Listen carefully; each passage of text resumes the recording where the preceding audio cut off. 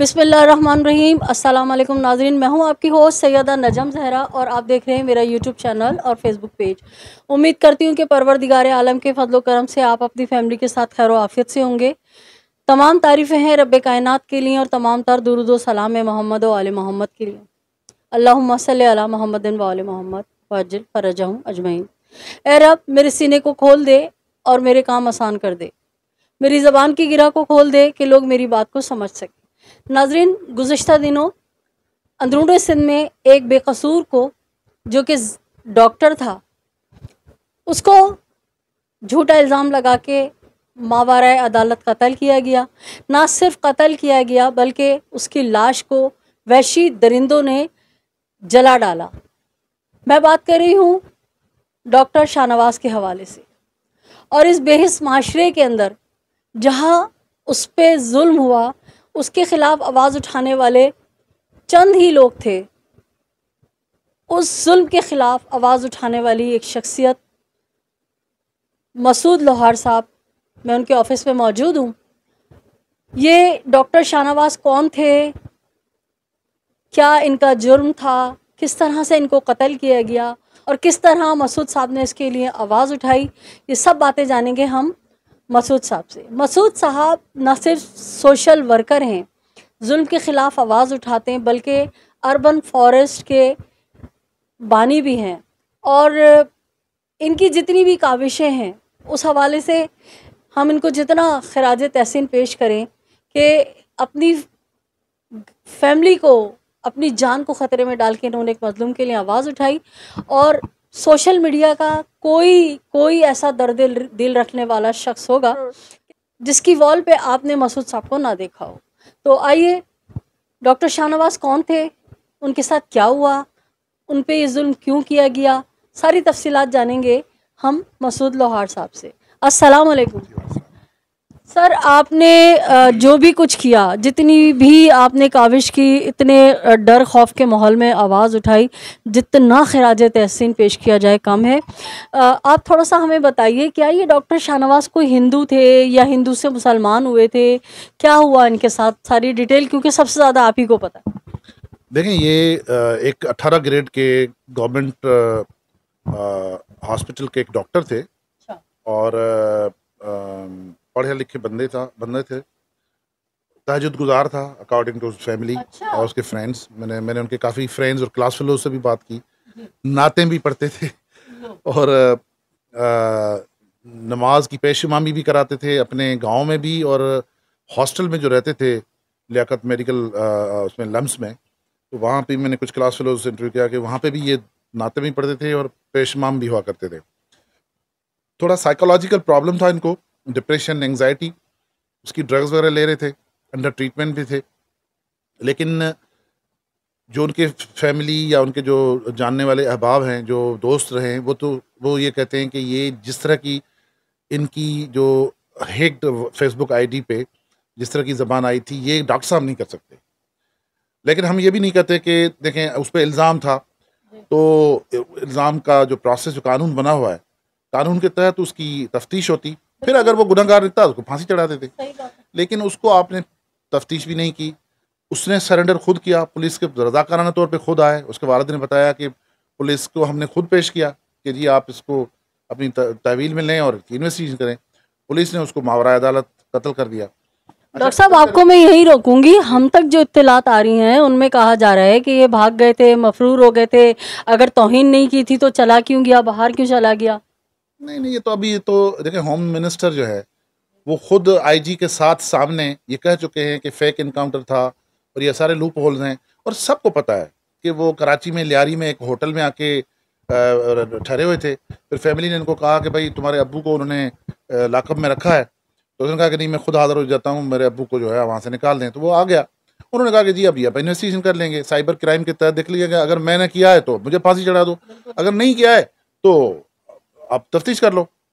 उन्होंने मार दिया। मार के उन्होंने जो है वो सुबह 4 बजे इसके वालिद को हैंड ओवर की है बॉडी, और 4 बजे सुबह को सारा ये गोल का गोल आ गया है, और वो जहाँ वो जाएं उसको दफन कराने वहाँ वो पहुँच जाते। उसके वालिद ने रोते हुए मुझे बताया कि हम अपने गांव से 35 किलोमीटर दूर तक गए और गाँव में कि किसी कब्रिस्तान में हम दफन कर दें, लेकिन वो करने नहीं दिया। और फिर उन्होंने कहा जी हमने फैसला किया कि हम अपनी ज़मीन में जाके इसकी जनाजा दफन करते हैं। तो वहाँ पे भी पहुँच गए और उन्होंने जो है वो जिस एम्बुलेंस में था उसको आग लगाने की कोशिश की। तो एम्बुलेंस वाले ने कहा कि भाई मेरे से लाश आप उतार दें। तो लाश उन्होंने उतार के इनकी जो गाड़ी थी उसमें रखी। तो कह रहे थे वो थोड़े भारी भरकम बंदा था, तो उस बेचारे की जो लाश के पाँव थे वो खिड़की से बाहर न आ रहे थे। तो फिर भागते भागते वो कभी उस तरफ गए, कभी उस टीले पे, लेकिन ये उसके पीछे चलते रहे। तो फाइनली फैमिली के बाकी मेम्बरान रुक गए और वो एक उनका हिंदू ड्राइवर था, उसको और दो और इनके भाई या कज़न वगैरह थे, उनको कहा कि यार तुम जो कोशिश करके ना कहीं दफन कर दो, जनाजा भी नहीं करो, बस दफन कर दो, नहीं तो ये ख़राब करेंगे। तो वो आ गए, ज़बरदस्ती से लाश छीना। और जब उन्होंने रेजिस्ट किया तो ये जो कोली था, जो भील था, जो सॉरी हिंदू जो था इनका मुलाजिम ड्राइवर, उसने रेजिस्ट किया। तो उन्होंने कहा कि जी इसके ऊपर भी तेल डालो, इसको भी जला दो। तो उसके ऊपर जब उन्होंने पेट्रोल डाला तो वो भाग गया। फिर उन्होंने जो है लाश को जलाया। लाश को जलाने के बाद जो है ये चले गए।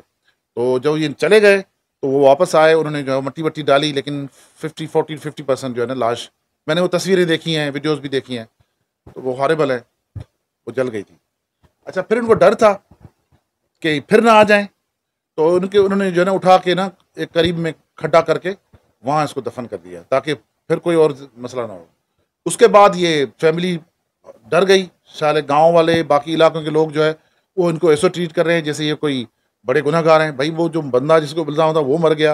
अच्छा, इस दौरान चूंकि इनकी माँ और इनकी बच्चे, इनकी बेटी और इनकी वाइफ और ये सारी खवातीन जो थी क्योंकि बापर्दा थी, लेकिन ये कि जब ये पूरा तमाशा गांव से देखा तो उन्होंने कहा कि चले हम उसके लाश की आखिरी दीदार कर लें। तो दीदार तो क्या करना, लेकिन उन्होंने ये देखा उनके बच्चों के सामने, माँ के सामने कि लाश जो है वो जल रही थी। तो ये है पूरी कहानी। डॉक्टर साहब, हमारा माशरा किस तरफ जा रहा है? ये मुल्क बना था कि ये अमन का गहवारा होगा और आईन पाकिस्तान और कायदे आज़म के अफकार मौजूद हैं कि यहाँ पर हर बंदा अपने मजहबी रसूमात, अपना मज़हब आज़ादी से गुजारे। लेकिन हम ये देख रहे हैं कि ये वाक़यात तवातर से बढ़ते चले जा रहे हैं। एक वाक़े पे एहतजाज करते हैं, सोचते हैं कि शायद अब कुछ अच्छा मसला हल हो जाएगा, कोई इस पे तवज्जो दे देगा, लेकिन अगर आप नेट ही सर्च करें तो डेली की बुनियाद पे आपको दर्जनों ऐसे वाक़यात मिल रहे हैं। क्या वजह है? देखिए, अगर आप मुझसे पूछें कि मैंने क्यों अपने आप को इस मुसीबत में डाला और मैं खुद इतनी रिस्क क्यों ली, मैं हुज़ूर से बहुत मोहब्बत करता हूँ और मैं बहुत पढ़ा लिखा आलिम हूँ। दाढ़ी नहीं है लेकिन आलिम हूँ। मुझे जो गैरत आई वो हुज़ूर सल्लल्लाहु अलैहि वसल्लम के मंबर पे ये जो बेगुनाहों के खून के छींटे लग रहे हैं ना, उसी वजह से मैं गया था। और खुदा का कानून है, बाकी आइन बाइन पाकिस्तान मुल्क ये इसका कोई वैल्यू नहीं है। सबसे पहले जो है वो अल्लाह के कानून की वैल्यू। अल्लाह का जो कानून है उसको अगर आप चैलेंज करोगे ना, तो यार ये मैं बोल रहा हूँ, ये बहुत बड़ा पंगा कर रहे हो। आप मौलवी हो, मुफ्ती हो, जो भी हो, अगर आप मुनाफिकत में चुप करके बैठे हो कि जुल्म हो रहा है हुज़ूर के नाम में, तो ये तो खुदा माफ़ नहीं करेगा। तो मैं आपको ये बताऊं कि जब तक ये मुनाफिकीन जो है ना, कहते हैं उनका दर्जा जहन्नुम में काफरों से ज़्यादा ख़तरनाक है। मतलब मुनाफिकुन सूरत भी है। ने मुनाफिकों की मस्जिद जो है जलाई थी, मस्जिद ज़रार। तो इसका मतलब है कि मुनाफिक हर दौर में हैं। तो ये मुनाफिकत ही होगी कि जहाँ फ़लस्तीन में जंग चल रही है और 60,000 लोग मर गए हैं, वहाँ इतने बड़े आलिम उलमा जनाब पहुंचे हैं। उमरकोट एक बहुत बड़ा दूर दराज इलाका है, और वहां जाके एक बंदा जो मर गया है, वो मर गया है, सजा आपने दे दी, उसका जनाजा भी नहीं पड़ा, उसके जो फ्यूनरल राइट्स हैं इस्लाम देता है वो भी आपने नहीं दिए। उसके बाद अब उसकी माँ है, अब उसके छोटे बच्चे हैं, उसका वालिद है, वो गम में है। उसके गम पे और गम डालने के लिए तुम ये बड़ा तमाशा करता है। और वो एक मियाँ मिट्ठू साहब हैं, वो कहते हैं कि जी मैं 2 करोड़ रुपए दूंगा अगर वो हथियार मुझे मिले। उनसे कहें तुम ये 2 करोड़ रुपए फलस्तीन में क्यों नहीं भेजते, तुम हम मुसलमानों को ही मारने के लिए यहाँ आए हो। तो ये धंधा अब नहीं चलेगा, ठीक है। ये मतलब ये आपके पास है और क्या, इसके अलावा कि हम मार देंगे। मौत और जिंदगी खुदा के हाथ में है, ये खुदा का मामला है। लेकिन ये कि दीन को बेच के हुज़ूर सल्लल्लाहु अलैहि वसल्लम के नाम को खराब करके ये जो धंधा आप कर रहे हो ना, ये स्टेट को भी महंगा पड़ेगा, मैं बता दूं। ये पाकिस्तान की स्टेट भी नोट कर ले आप, और कुछ कुछ भी आप कर लो, डिसेप्शन जो भी है, लेकिन अल्लाह और उसके रसूल के कानून के साथ आप जो बगावत करेगा, नहीं, बगावत नहीं, उसके साथ आप धोखा करोगे, धोखा करेंगे, ये तो आप अजाब में, ये डायरेक्ट खुदा का, चिराग सबके बुझेंगे। तो खुदा का डायरेक्ट मामला है ना। तो हम आप क्या है यार, सही बात, हम है, हमारी हैसियत ही क्या है। बिल्कुल। यानी रसूल अल्लाह के ऊपर एक औरत ओजड़ी फेंक रही है, रास्ते में कांटे बिछा रहे हैं, क्या कुछ नहीं कर रहे, लेकिन रसूल अल्लाह ने तो इसको कभी छोड़े, अब्दुल्ला बिन उबी, जिस आमदू सल्लल्लाहु अलैहि वसल्लम ने कहा था कि जितना जो बेबी आयशा के ऊपर इल्जाम लगा था, उन्होंने कहा कि जितने अंबिया के ऊपर तकलीफ जो आई है, आजमाइश जो आई है, वो सब मिलाओ और मेरी एक ये आजमाइश एक मिलाओ, और वो उसका मेन जिम्मेदार जो था अब्दुल्ला बिन उबी था, और आपने उससे कोई बदला नहीं लिया, आपने उसको माफ किया। अबू सुफियान जो सरदार था मक्के के काफरीन का, उनका फतह मक्का के वक्त आमद ने कहा कि जो अबू सुफियान के घर में है वो महफूज है।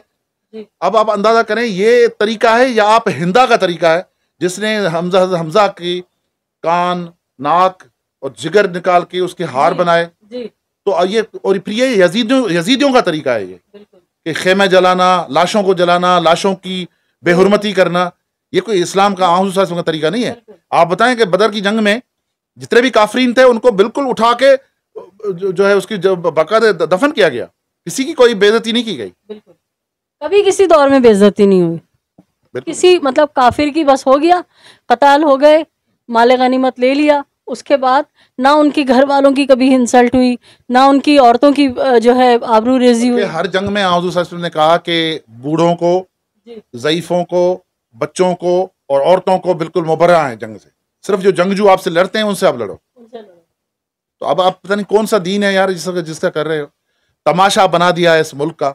एक वाक़ा होता है, जलील ख्वार होते हैं, फिर जब कुछ मामला सेट होता है फिर दूसरा वाक़या हो जाता है। हमारा इमेज क्या बनता है दुनिया में, शायद दुनिया में सिर्फ ये पाकिस्तान एक मुल्क है जहाँ पे होता है, पूरे इस्लामी ममालिक हैं वहाँ कहीं नहीं होती। पहली बात है, इस तरह के कानून बने, जो कानून जो बना हुआ है, कौन सा ऐसा बेवकूफ़ आदमी होगा जो ये अगर करना भी चाहे तो बेहुरमती करेगा, जिसको पता है कि ये कानून है। जेनोसाइड्स हो रही है यहाँ मुख्तलिफ मकतब फ़िक्र की, और मतलब हर कोई अपनी ज़ात में डरा हुआ है और एहतियात करता है कि हमारे मुंह से कोई ऐसी लूज टॉक ना निकल जाए, ऐसी बात ना निकल जाए जिसको पकड़ के लोग ब्लास्फेमी का हमारे ऊपर जो है पर्चा काटें। और ज़्यादातर अगर आप मेरी बात पे इत्तेफाक करें, ज़्यादातर सीन ये नहीं है कि मेरी अगर मसूद लोहार से टसल है तो मैं कहूँगी बच्चू देख मैं तुझे बताती हूँ, लेती हूँ तुझसे बदला। जितने वाक़यात हैं मैं आपको एक एक गिन करके बताता हूँ, एक को प्रूव करके दिखाओ जो प्रूव हो। अच्छा, अगर ये मामला है, फिर जो प्रूवन है, जो वीडियोस बनती हैं सेक्स की, मस्जिद के मेहराब के अंदर, मदरसों के अंदर मुतवातर सेक्स के वाक़यात हैं, उसमें ब्लेस्फेमी की किसी ने कहा है कुछ? आज तक उसके लिए कोई गाजी नहीं उठा। तो डाले ना, ये भी, ये ब्लेस्फेमी नहीं है? मस्जिद के मेहराब के अंदर जहां कुरान शरीफ के नुस्खे पड़े हुए हैं, आप वहां पे सेक्स कर रहे हो, और वो भी बच्चों के साथ, मासूम बच्चों के साथ। सर आज भी एक दो पोस्टें मैंने ऐसी देखी हैं अंदरूनी पंजाब की और मुतवातर, और आप वो एक पोस्ट जो आप बीइंग अ लेडी, शायद मुझे जिक्र नहीं करना चाहिए, लेकिन हमारे असतज़ा ने कहा है कि जर्नलिस्ट जो होता है ना उसकी कोई जेंडर नहीं होती, वो हर बात कर सकता है। तो आपको वो वीडियो याद होगी कि हाथ में एक साहब कुरान पढ़ रहे हैं, मुफ्ती, और वो क्या कर रहे थे? जमाअत उलमा इस्लाम के अमीर थे, वाइस अमीर थे, लाहौर की आप बात कर रही हैं, मौलाना अजीज, वो वापस आज़ाद हो गए हैं, वो अभी भी मदरसा चला रहे हैं।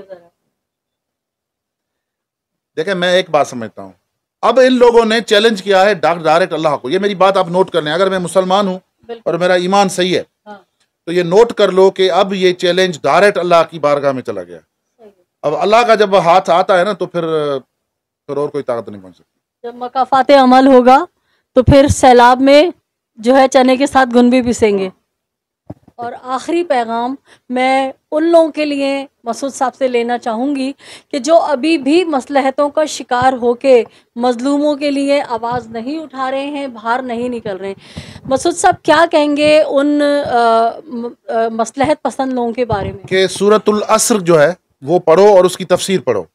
उसमें लिखा गया है कि इंसान खसारे में है, वल अस्र इंसान लफी खुस्र, सवाए उनके जिन्होंने अच्छे अमाल किए और एक दूसरे को वतवासो बिल हक के वतवासो बिल सब्र कहते रहे, कि हक और सब्र की बात कहना जो है वो बहुत ज़रूरी है। यहाँ तबलीग जमात है, जहाँ बहुत सारी जमातें हैं जो जिनका सारा जोर जो है कि नमाज पढ़ो, दाढ़ी इतनी रखो, सलवार इधर रखो, मिसवाके करो, खीरे काटने का इस्लामी तरीका क्या है। वो जब तक ये नहीं कहेंगे कि तुम मामलात में कैसे हो, तुम नाप तोल में कमी कर रहे हो, दूसरे का हक खा रहे हो, तुम गलत गवाही दे रहे हो, तो किसी के ऊपर बहुतान लगा रहे हो, तो इसका मतलब है कि आप खसारे में हैं।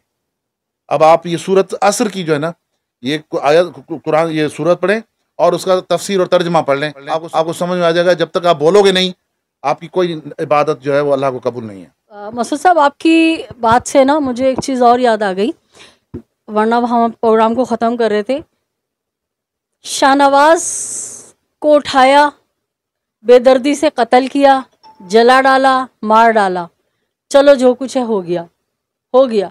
क्या उसके बाद बड़े बड़े जो उल्मा हैं, मुफ्ती हैं, उनका फ़र्ज़ नहीं बनता था कि उस यतीम बच्ची के सर पे जाके हाथ रखते? कभी नहीं बोलेंगे। मैंने मुफ्ती तकी उस्मानी को, गामदी को और तारिक जमील को मुबाहले की दावत दी है। मुबाहला करो मेरे साथ, तुम आलिम हो, तुम सही हो या मैं सही हूँ। मैं मुबाहले की दावत दी है रिकॉर्ड पे, कोई रिस्पॉन्स नहीं बोलेंगे। वो कंफर्ट्स में बैठे हैं, मज़े कर रहे हैं, इंजॉय कर रहे हैं, सब कुछ सही है। उन्होंने क्या जरूरत? जाकिर नायक वहाँ से पगड़ी बांध के इधर पाकिस्तान आया है, उसको गैरत नहीं आती कि हुज़ूर सल्लल्लाहु अलैहि वसल्लम के नाम पे गलत एक चीज़ हो रही है, क्यों नहीं बोला? क्योंकि हेड ऑफ स्टेट उसको इनवाइट कर रहा है, वज़ीर आज़म मुझसे मिल रहा है, उनको ज़रूरत क्या पड़ी है गरीबों के? तारिक जमील के आप वीडियोज़ तो देखें, ये कोई गरीब उनको हाथ मिलाए तो हाथ भी नहीं मिलाते। तो ये इस डिपार्टमेंट के हैं ही नहीं। नहीं तो मेरे साथ मुबाहला कर लें। अब मैं आपके तवज्जो से ये जो मियाँ मिट्ठू है ना, जो 2 करोड़ पे दे रहा है बंदूक के लिए, मैं ऐसे दावत दे रहा हूँ, तुम आओ मेरे साथ मुबाहला करो। मैं तो क्लीन शेव गुनाहगार आदमी हूँ, आप मुझसे मुबाहला करो। करो मुबाहला कि मियाँ मिट्ठू तुम सही हो या मैं सही हूँ, करो मुबाहला मेरे साथ, मैं दावत दे रहा हूँ, करो। मसूद साहब, ये देखें कि मुफ्ती तारिक के आपके से मुझे जिक्र याद आ गया। मुफ्ती तारिक मसूद भी तौहीन करते हैं, और जब वो तौहीन करते हैं तो उनको रातों रात मुल्क से बाहर फरार करा दिया, और अब एक इतना अच्छा सा माहौल बना के बुला लिया। मैं बिल्कुल ये नहीं चाहूँगी कि खुदा न खास्ता उनकी शान में गुस्ताखी हो या उनके ऊपर एक कंकर भी नहीं। बंद करो, एक बात सुने, कौन करेगा? कौन करेगा? कौन होगा? मुसलमान या इवन आम आदमी भी कौन करेगा? ये ब्लैकमेलिंग है इनकी यार। पूरा दुनिया में और कोई मुल्क नहीं है, सिर्फ ये पाकिस्तान है मुल्क जहाँ पे, I am sorry for the bad language, आप लेडी हैं, लेकिन मैं खुला बोलूंगा, जो लोंडेबाज हैं, जो मस्जिद के मेहराबों के अंदर कुरान शरीफ रख के हाथ में पकड़ के रेप कर रहे होते हैं, उनके ऊपर कुछ नहीं होता। ब्लैकमेलिंग है, ब्लैकमेलर है, कोई कुछ नहीं करता। मेरा ये कहना है कि मुफ्ती तारिक मसूद माहौल बना के वापस लाए गए। मसूद का भी वो भी तो अच्छा नहीं, मसूद की जुबान स्लिप हुई होगी, जाहिर है वो मुफ्ती है, आलिम है, पूरी जिंदगी उसने इस्लाम की तबलीग की है, क्यों करेगा? लेकिन उसकी मुनाफिकत जो पहले इस मामले में चुप रहने की, अल्लाह ने उसकी सजा दी उसको कि तुम्हें फंस गए। अब वो एक्सप्लेन करता, फिर खुद तो चला गया बाहर, वो उसको माफ हो गया, तो फिर बाकी जो लोग हैं जिन पे प्रूव नहीं है उनको माफ करो ना। मन दीन मुल्लों के लिए अलग है, हमारे उसके लिए अलग है। ये तो खुदा को चैलेंज कर रहे हैं। ये आप लिख लीजिएगा मेरी बात। अब इन्होंने खुदा को डायरेक्ट चैलेंज कर लिया है मुल्लों ने। अब आ रही है, अब जो खुदा की जो डंडा है ना, अब देखना आप, जिस तरह वो बनी इसराइल में जब अपना मिस्रियों ने जब तंग किया था इनको, बनी इसराइलों को, तो जब मूसा अलैहिस्सलाम ने कहा ना कि अब देखना रात को जो ना आ रही है, अब चैलेंज से कह रहा हूँ, आ रही है, जवाब दो अब। बिल्कुल नाजरीन, जिस तरह से कुरान की आयत का तर्जुमा वाज़े अंदाज में बताया मसूद साहब ने, तो ये तो है कि अल्लाह ताला की तरफ से सिस्टम बनाया है मकाफ़ात अमल, और मैं और आप मुतमन्नी हैं उस वक्त के कि जब खुदा की रोब व जलाल को जो है गैरत आए और वो इस मुल्क के ज़ालिमों को निस्तो नाबूद करे।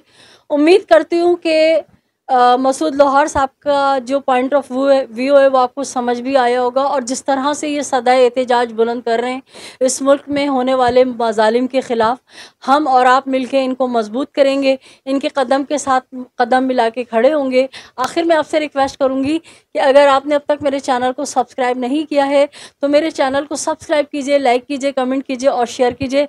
अपने इतराफ़ में बसने वालों को बहुत ख्याल रखें। खुशियाँ बाँटें, खुशियाँ समेटें, जुल्म से नफ़रत कीजिए, मज़लूम का साथ दीजिए। अल्लाह निगहबान, पाकिस्तान जिंदाबाद।